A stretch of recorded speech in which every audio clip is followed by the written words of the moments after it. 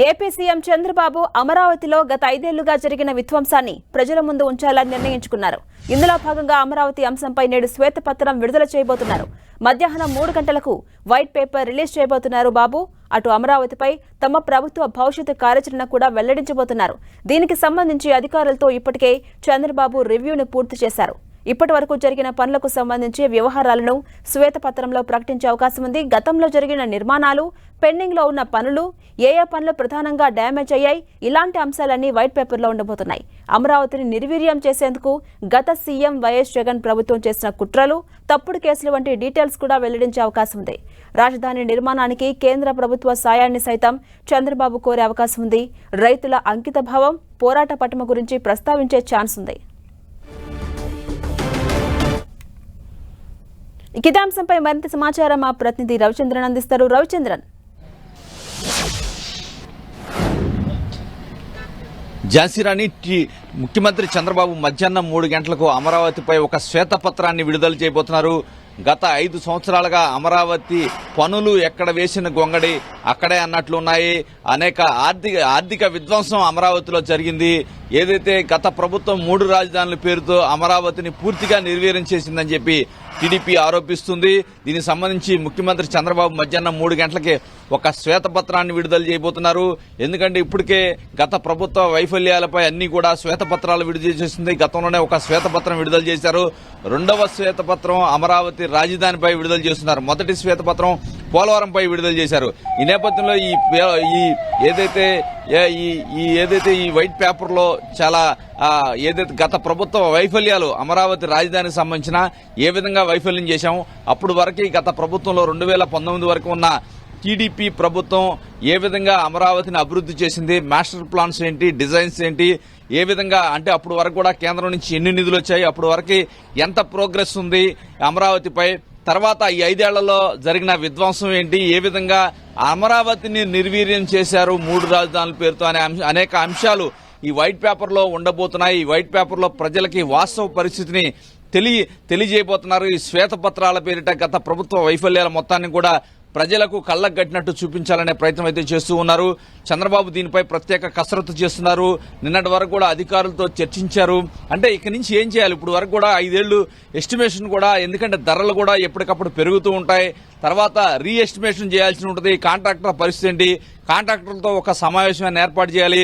పనులు ఎక్కడి వరకు ఆగిపోయాయి, కేంద్రం నుంచి తీసుకోవాల్సిన సహాయాలు ఏంటి, అంటే ఇప్పుడు వరకు కేంద్రం ఎంత సహకరించింది, ఎంతవరకు ఆర్థిక సహాయం చేసింది, ఆ తర్వాత ఇప్పుడు ఎస్టిమేషన్ పెరుగుతాయి కాబట్టి కేంద్రం నుంచి ఎంత సహాయం వచ్చే అవకాశం ఉంది. చంద్రబాబు కూడా ఢిల్లీ పర్యటనకు వెళ్లబోతున్నారు. సాయంత్రం కేంద్రం పెద్దల దృష్టి కూడా అమరావతిపై ఆయన ఒక నివేదికను ఇవ్వబోతున్నారు. ఈ శ్వేతపత్రాన్ని ఢిల్లీకి కూడా ఇవ్వబోతున్నారు. తర్వాత వారి నుంచి ఏ విధమైన ఆర్థిక భరోసా ఆంధ్రప్రదేశ్కు వస్తుందో కూడా చూడాల్సి ఉంది. ఈ నేపథ్యంలో వైట్ పేపర్ లో, ఈ శ్వేతపత్రంలో అన్ని అంశాలు క్షుణ్ణంగా అధ్యయనం చేయబోతున్నారు. అధ్యయనం ద్వారా ఏదైతే అంశాలను తెలుసుకున్నారో అవన్నీ కూడా ప్రజలకి తెలియజెప్పబోతున్నారు. ఝాన్సీరాణి, అలాగే రవిచంద్రన్, రాజధాని రైతుల గురించి కూడా ఈ వైట్ పేపర్ లో ప్రస్తావించే అవకాశం ఉందా? డెఫినెట్ గా, ఎందుకంటే రాజధాని రైతులు ఇక్కడ ప్రధానంగా ఎవరైతే నష్టపోయారంటే గత ప్రభుత్వం వల్ల రాజధాని రైతులు అని చెప్పుకోవచ్చు. మహిళల దగ్గర నుంచి కూలీల వరకు రైతులంతా కూడా రోడ్లెక్కి 5 ఏళ్ల నుంచి నిరసన కార్యక్రమాలు చేశారు. వారు అధికార పార్టీ నుంచి అనేక చేత్కారాలు ఎదుర్కొన్నారు. వారిని పెయిడ్ ఆర్టిస్టులు అన్నారు. వారిని అనేక విధాలుగా అవమానించారు. వారు ఏనాడు రోడ్డుపైకి రాని మహిళలు రోడ్డుపైకి వచ్చి 5 సంవత్సరాల్లో నిరసన కార్యక్రమాలు చేసినా కూడా వారిని కించపరిచే విధంగా మాట్లాడినారు. గత ప్రభుత్వంలో పెద్దలు శ్మశానం అన్నారు, వేరు పదాలతో పిలిచారు. వారు ఏదైతే వారు వ్యవసాయం చేసుకునే భూమి రాజధానికి ఇచ్చి త్యాగం చేసినప్పుడు కూడా వారు అధికార పార్టీ నుంచి, ఆనాటి అధికార పార్టీ నుంచి అనేక చేత్కారాలను ఎదుర్కొన్నారు. ఈ నేపథ్యంలో ముఖ్యమంత్రి చంద్రబాబు కూడా తమ ఆవేదనని వెళ్లబోసుకున్నారు. ఒక్కొక్కరికై 10ల సంఖ్యలో కేసులు కూడా నమోదయ్యాయి రైతులకి. ఈ అంశాలన్నీ కూడా చంద్రబాబు చెప్పడం జరిగింది. తమపై ఆనాడు జరిగిన దాష్టీకాలకు బాధ్యులైన పోలీసు అధికారులను కూడా శిక్షించాలని గట్టిగా డిమాండ్ చేస్తున్నారు. ప్రభుత్వం నుంచి చంద్రబాబు కూడా హామీ ఇచ్చారు. రైతులకు ఏదైతే కౌలు విషయంలో కూడా సకాలంలో కౌలు అందించలేని పరిస్థితి ఉంది. అనేక ఏదైతే రాజధాని ప్రాంతంలో తీసుకొచ్చి పేదలకు ఇళ్ల స్థలాల పేరుతో సరికొత్త గేమ్ కూడా మొదలుపెట్టారు ఆనాడు. అవి కోర్టు కేసుల్లో కూడా చిక్కున్నాయి. ఇవన్నిటి నేపథ్యంలో అవన్నీ కూడా కోర్టు కేసులన్నీ కూడా సాల్వ్ చేసి రైతులకు ఇవ్వాల్సిన పట్టాలన్నీ కూడా, ఎందుకంటే వారు పొలాల రూపంలో వీరికి ఇచ్చారు, దాని ప్లాట్ల రూపంలో రైతులకి ప్రభుత్వం సిఆర్డీఏ ఇవ్వాల్సి ఉంటుంది. ఇవన్నీ కూడా ఎక్కడా లీగల్ లిటిగేషన్ లేకుండా న్యాయపరమైన చిక్కులు తొలగించి వారికి అందజేస్తామని చంద్రబాబు గతంలోనే హామీ ఇచ్చారు. అదేవిధంగా కౌలు విషయంలో కూడా, ఎందుకంటే వీరందరికీ కూడా ఎటువంటి ఆదాయాలు లేవు, ప్రభుత్వం ఇచ్చే కౌలు మీదే వారు ఆధారపడి బతుకుతున్నారు. ఎందుకంటే ఒక పక్కన రాజధాని పూర్తి కాలేదు. రాజధాని కనుక పూర్తయితే కనుక ఇక్కడ ల్యాండ్ వాల్యూస్ పెరిగి రైతులకు కనుక పిల్లలకు కావచ్చు, వారి పెళ్లిళ్లకు కావచ్చు, వారికి అవసరమైతే అమ్ముకోవటం కావచ్చు, లేదైతే కమర్షియల్ గా మార్చుకొని కొంత ఆదాయం సమకూర్చిన వాళ్ళు. కానీ వారికి ఆదాయాలు లేకపోవడం వల్ల కేవలం కౌలుపైన ఆధారపడి జీవిస్తూ ఉన్నారు. ఈ నేపథ్యంలో కౌలు కూడా పెంచాల్సిన అవసరం ఉంది. ముఖ్యమంత్రి చంద్రబాబు కూడా ఇమీడియట్ గా రైతాంగ సమస్యలు తీరుస్తానని హామీ ఇచ్చారు. ఈ శ్వేతపత్రంలో ఆ అంశాలు కూడా చాలా స్పష్టంగా చెప్పే అవకాశం ఉంది. గత 5 సంవత్సరాల్లో రైతుల్ని అవమానించిన ఎవరిని వదిలిపెట్టనని గతంలోనే చంద్రబాబు హామీ ఇచ్చారు.